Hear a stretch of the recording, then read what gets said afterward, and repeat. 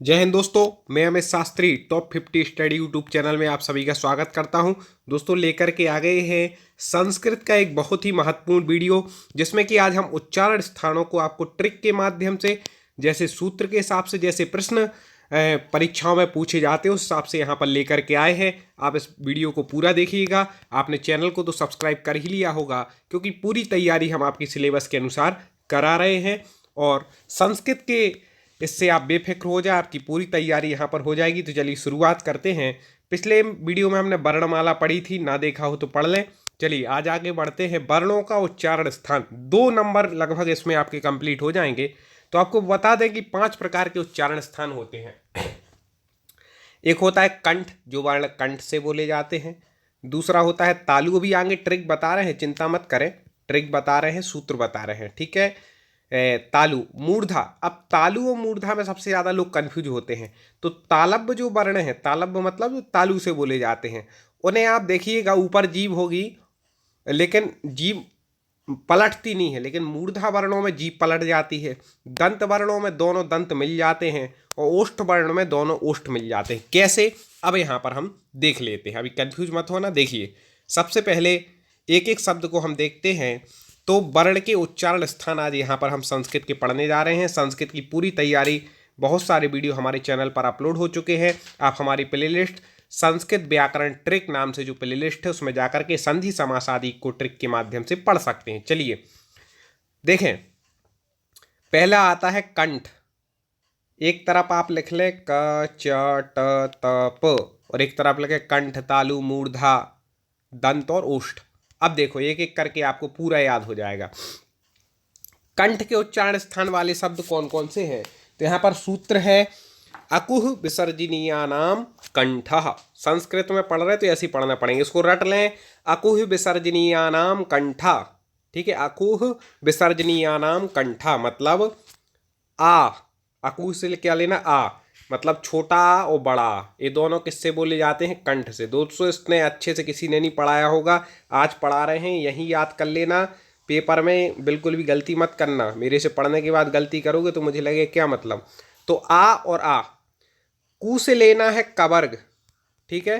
कवर्ग में जो जो वर्ण आते, का, खा, गा, घा, इंगा, मतलब आ से आ और आ, का से कवर्ग और हा, ठीक है। और विसर्जनीय नाम मतलब जो विसर्ग शब्द है, विसर्ग का आप शब्द चिन्ह जानते हैं, ऐसी 2 मात्रा आहा, ठीक है। ए तो आहा।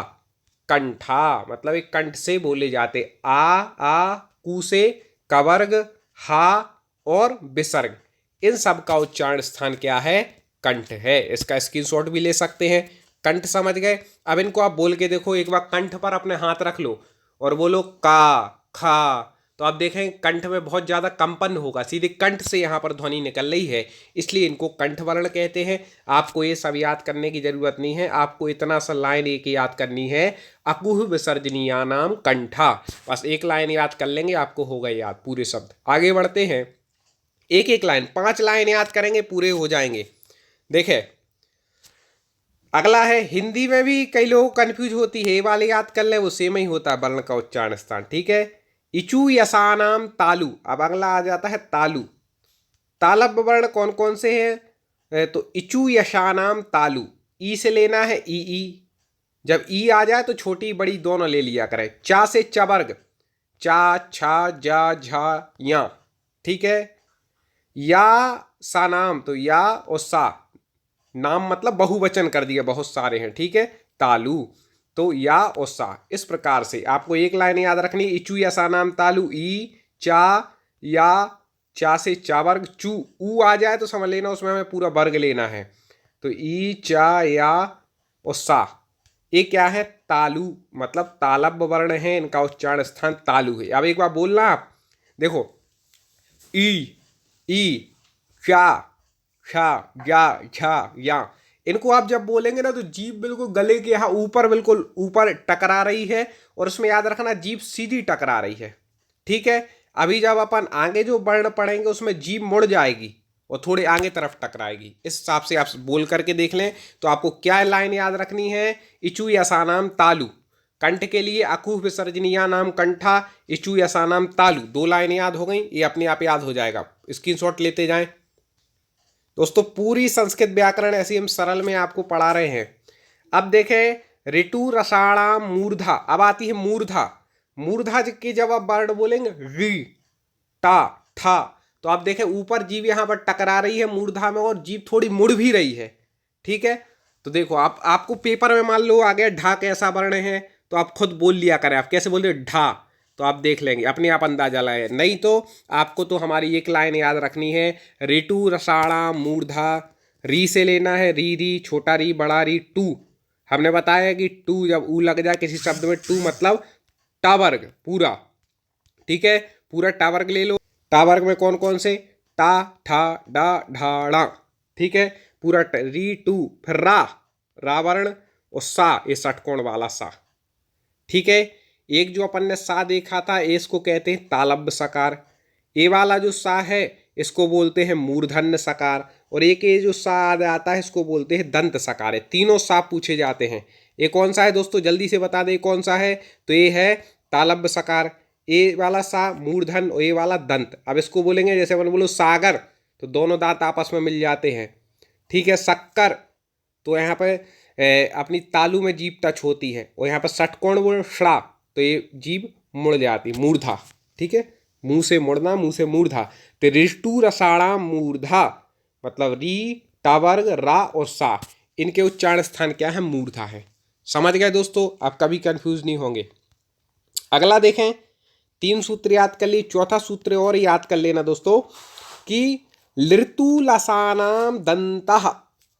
फिर से बोलो, लृतु लसानाम दंतः मतलब लिरी वर्ण हो गया, तू से तावर्ग पूरा ले लो। सेकंड में जो शब्द आता है सूत्र में उसमें है वर्ग लेना है। ठीक है, याद रखना, तावर्ग ता था दा धा ना। ठीक है, ये आ गया, फिर ला आ गया और सा आ गया। नाम का नानी लेना है, वो बहुवचन के लिए प्रयोग हुआ है, दंतः मतलब इन सबके उच्चारण स्थान क्या है, दंत हैं। मतलब देख लो, लिरी तू से ता था दा धा ना, ला और ये वाला सा, सागर वाला भी हम बता चुके थे। सा इसको बोलेंगे भी नहीं, ता था दा धा, तो दोनों दांत आपस में टकरा रहे हैं कि नहीं, इसलिए इनको क्या बोलते हैं, दंत। ला और ये सा, ये वाला सा कैसा है, दंत सकार बोलते हैं इसको संस्कृत में। ठीक है, तो दोस्तों हमें उम्मीद है आपको समझ में आ रहा होगा। लाइक जरूर करना है इस वीडियो को, और दोस्तों सबसे बड़ी बात, इसको आगे शेयर जरूर करना। ठीक है, आप हमसे जुड़ गए हैं और लोग भी जुड़ें। जुड़ने के लिए कुछ नहीं करना है, पूरी संस्कृत निःशुल्क पढ़ाई जा रही है। आपको केवल चैनल को सब्सक्राइब पर क्लिक ना किया हो तो कर लेना है, बेल आइकन को दबा लेना है। अब देखें, अपन ने पढ़ लिया इन शब्दों के बारे में, आगे शब्द पढ़ते हैं।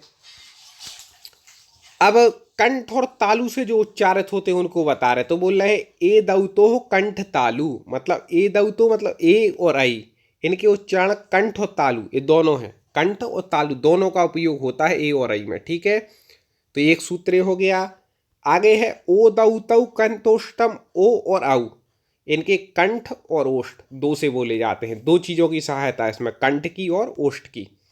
तो ए आई कंठ तालु, ओ आउ कंठोष्ठ। ठीक है, वा कई बार पूछा गया शब्द है, तो एक बार ये सूत्र रख लो, बकारस दंतोष्ठम। बकारस मतलब वा का उच्चारण स्थान क्या है, दंत और ओष्ठ। ठीक है दोस्तों, बकारस दंतोष्ठम, एक एक सूत्र। नासिकानुस्वरस्य मतलब नासिका अनुस्वार जो वर्ण होते हैं उनका क्या है, उच्चारण स्थान नासिका है। या दूसरा सूत्र इसी का याद रख लें, यम गणानाम नासिका च मतलब यम गणनम मतलब प्रत्येक वर्ग का जो 5वां वर्ण है, जैसे का वर्ग का 5वां ए है, पा का ए है, का खा गा घा इंगा, ए का वर्ग का ए है, चा वर्ग का ए है, पा का ए वर्ग का ए है, टा वर्ग का ए है, ता वर्ग का ए है, पंचम वर्ण है ना। प्रत्येक वर्ग का पंचम वर्ण का उच्चारण स्थान क्या है, नासिका है। तो इसका सूत्र क्या है, यम गणनम नासिका, यम गणानाम नासिका। इस प्रकार से मतलब यम गणनम बोलते हैं हम लोग इसको शॉर्ट में संस्कृत में, तो ये इनका उच्चारण स्थान नासिका हो गया। अब देखें ओष्ठ वर्ण छूट गया था, 4 तो अपन ने पढ़ लिए थे, तो आगे देखें ओष्ठ वर्ण में क्या है,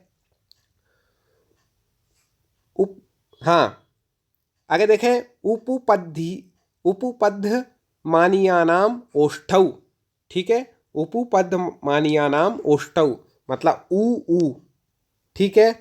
और फिर पू मतलब प वर्ग पूरा ले लो, पा फा बा भा मा, ठीक है, पा फा बा भा मा, ये पूरा आगे, ये क्या उपधमानी यहाँ, ठीक है।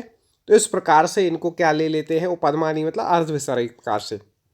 तो आपको तो इतना याद रखना है कि ऊ और पूरा पवर्ग, इनका उच्चारण स्थान क्या है, ओष्ठ है।